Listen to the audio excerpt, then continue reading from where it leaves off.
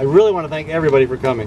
This is very heartening to me to come back after a difficult journey and to see such a wonderful showing of people here. And from all over. There are people from, let me just yell out where you're from. Polk? Polk. Story. Where else? Boone. Boone. Jasper. Dallas. Where? Warren. Where else? Someone said Cedar. Cedar. Johnson. Cherokee. Calhoun. Webster. Lucas. Dallas. Johnson. We already said that. Where else? Did we miss anyone? Blackhawk. Page. State of Oregon over there. Oregon, my gosh, okay. Anyway, that's we could cover that map right there practically. That means a lot to me that people were willing to come here to celebrate Earth Day and also to help put the closure on this experience that I have been engaged with for the past 7.5 weeks now. I originally thought it would be shorter. I was looking at a 4-week ordeal. And when I started crunching numbers and realized if I'm going to actually have time to talk with people, to meet with landowners, to go at a pace that I can manage, and I was going to have to slow down. And so Sherry was really good to step up to the plate and pick up all those pieces that wouldn't have happened if it wasn't if she wasn't doing that. So again, thank you again. There's a lot I could say about this, and it would take way too long. It was really, really difficult. You know, you think about, okay, I walked 3,000 miles last year. This was only 400, not a big deal. For some reason, it was still a big deal. It still was very, very challenging. I think the weather had a lot to do with it. One morning in Lee County, I woke up and the wind chill was 17 below. Every day in Buena Vista and partly in Cherokee County, it rained. I think it rained that was partly Calhoun too. It rained 4 days in a row. The wind is a challenge, and then just the fact that I had speaking engagements in Cedar County and Johnson County, and it just coming back and forth like that. It was a difficult experience, but I tell you, every bit of it was worth it. I would do it again. I came into this though thinking, okay, this walk across the state will be my contribution to the pipeline, the effort to stop the pipeline. But you know, as I kept going, and the more people I met, the more experiences I had. I am in this for the long run, for the long haul. I have to be. I mean, the people I met, they're counting on us. They're counting on us. And I know there are people here who are landowners, who are in the pathway of this pipeline. And you know, yesterday I had the real honor to have Jane Klebb from Bolton, Nebraska join me. She spent the entire day with me. Met a lot of the landowners. We talked with a lot of people. And I realized from talking with her too, well, I guess talking with her confirmed in me that the landowners really are the focal point of this movement. I mean, we have to all be engaged. Those of us more broadly concerned about eminent domain, those of us concerned about climate change, about the environment. From whatever angle we come at this from, we have to be engaged. But these folks are in the crosshairs. They're getting hammered day after day by pipeline company officials. One guy I met, he'd been called 6 times in one day. I get messages regularly from a woman in Story County who is just distraught because they're knocking at her door with briefcases, because they're out surveying her land. And what I found out was that people often had never had any conversation with anyone about this from our side of it. It had always been the pipeline representative hammering away at them time after time, telling them things that in some cases aren't true, like, we have to get it off trains. Okay, this is not going to reduce the amount of oil traveling on trains. We know that. Also telling them things that weren't true regarding compensation, regarding how much they could potentially get. Also things that weren't true regarding what would happen in condemnation. So, you know, what I found out was that the majority of people are against this pipeline. Even some people who have signed and settled with the company are against this pipeline. You know, and right now, I'm really, really glad to be home. I'm looking forward to, I won't call it downtime. I'm going to rest a little bit, a day or two maybe, but I'm back in this fight because we've got to win this for so many reasons. And again, you know, I come at it from a number of angles. I'm very concerned about water quality. I'm very concerned about climate change. I've always been concerned about eminent domain being abused. But now there's a face to that. There are lots of faces. Lots of people who don't want this, who are counting on our support. And so I think the first thing I want to encourage people to do is we've got a great group of state lawmakers who are fighting for us to pass a strong eminent domain bill that if it passes, we can go on to something else. If that bill passes in the form that it currently exists, then I think we're not going to have to worry about this. Because the big question is this pipeline a public purpose? No. I don't think so. And I don't think when we wrote a bill back in 2006, the very last vote I took actually was on eminent domain.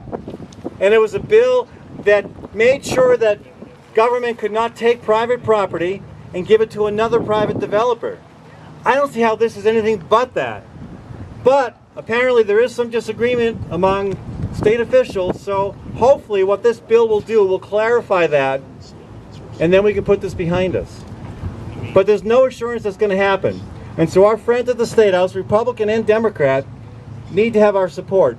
We all need to be encouraging our lawmakers and any other lawmaker we have a connection with to support that legislation. And we've got what, 3 or 4 weeks? When are you guys going to be done? Mid-May? June? Who knows? Yeah, who knows? Well, yeah, there's still the school budget bill. And so they could be there a while, but you don't know. So I'd say, you know, tomorrow, please call your state senator, call your state representative, tell them to support the eminent domain legislation. I do know the Senate file, or not the Senate file, the Senate study bill. It's SSB, Senate study bill 1276, I believe. I think it's 1276. Again, this stuff is coming late. That's okay. It's going through the oversight committee. It's funnel proof. We need to show that there's a groundswell of interest in having that bill passed. And I say those bills because there's one in the House and one in the Senate. So to me, that's the most important thing we can do right now. But the announcement I want to make, I've been saying that I would have an announcement to make today. Somebody asked me, what are you going to run for, Ed? Well, that's not it. I'm done running, now I'm walking. No. My announcement, and maybe you could have guessed this based on what I've been saying, is I'm going to put all of my effort, again, right now, the focus is getting this eminent domain bill passed, but beyond that, my effort is going to go toward helping these landowners, to helping them build an organization, to helping them connect with each other. You know, here's an example. There's a fantastic attorney in Buena Vista County who's working hard with landowners there.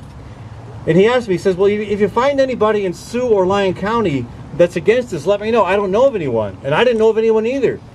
Well, when I got to Sioux Center, I discovered, I met 3 landowners in Lyon County who were against this. Well, yesterday, I met 20 of them. There's a big crowd up there who are against this. We need to connect those landowners with each other. We need to connect. I mean, here's Keith. Keith is from Boone County. He's a landowner, and he's done amazing research. I met a woman yesterday named Corinne. She had a whole packet of stuff she put together. Information that people should be sharing.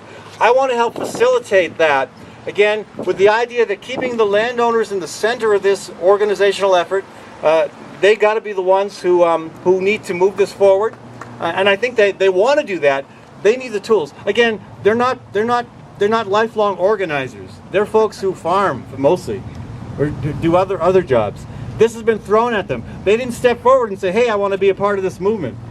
It found them, and now we have to support them in a way that makes their time and effort most valuable. That we can build as big a movement as possible. Again, and I looked at Nebraska. Nebraska is very instructive because they have effectively stopped the Keystone Pipeline in Nebraska. I mean, it's not actually dead yet, but it's on life support. That Keystone Pipeline is almost certainly not going to happen. Now, when Bold, Nebraska got involved in that struggle, TransCanada had already been signing up landowners for 2 years. They had 50% of the landowners signed up. Today, there are 90% signed up. But there are 10% that are so organized, passionate, and strong against that they've been able to stop that thing from happening. Now, I think we're going to have more than 10% in Iowa. And right now, the best guess is maybe 25% are signed up. Maybe. And some of them, again, wish they hadn't. I think we can do this. I think the fact that we've got a neighbor to the west that has done it is a great example and a great incentive and a great inspiration. So again, that's my commitment to continue to work on this. I know everybody here has concerns about this, and I ask you to do whatever you can.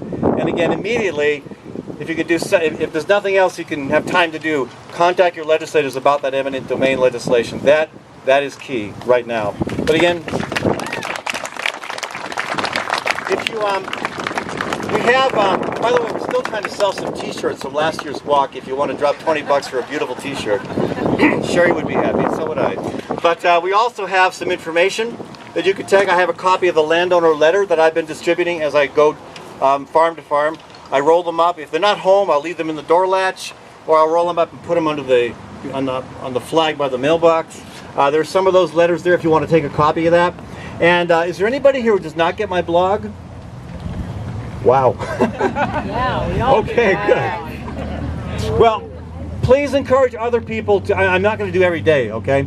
But I will be sending out once a week. And again, I'm going to try to circulate the most timely, relevant, and important information. So if you know other people who ought to get that, send them my way. I will never spam people. I will never sell email addresses. It'll always be just the one contact from me about that.